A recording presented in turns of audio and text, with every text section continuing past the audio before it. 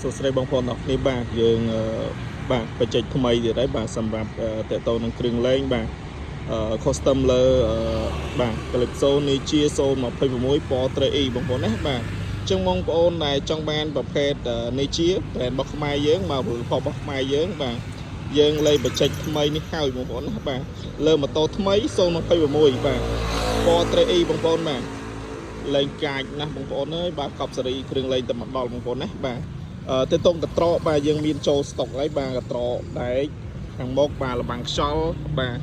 ហើយកាងបាទយើង set up កាបោបសងខាងបាទលេងកាង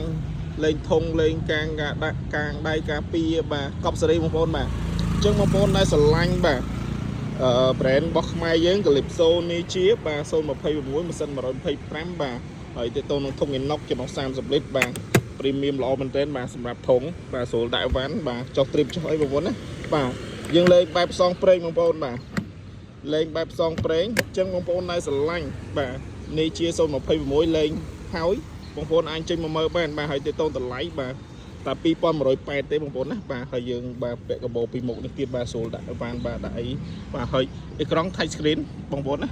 បាទមើល Google Map មើលអីបានមក play បងប្អូនបាទកប់សេរីបាទចឹងបងប្អូនដែលស្រឡាញ់បងប្អូនអាចចេញមកមើលបានបាទលបាំងខ្យល់យើងមានចូលស្តុកដែរបងប្អូនណាបាទបងលបាំងខ្យល់កាចមែនទែនមកលេងបងប្អូនមើលពីមុខកប់សេរីដែរបងប្អូនណាបាទចឹងបងប្អូនដែលស្រឡាញ់នេះជា026លេងហើយបាទតម្លៃតែ2180ទេធានាម៉ាស៊ីន3ឆ្នាំបងប្អូនណាបាទចឹងបងប្អូនដែលស្រឡាញ់អត់តន់លេងបាទតម្លៃតែ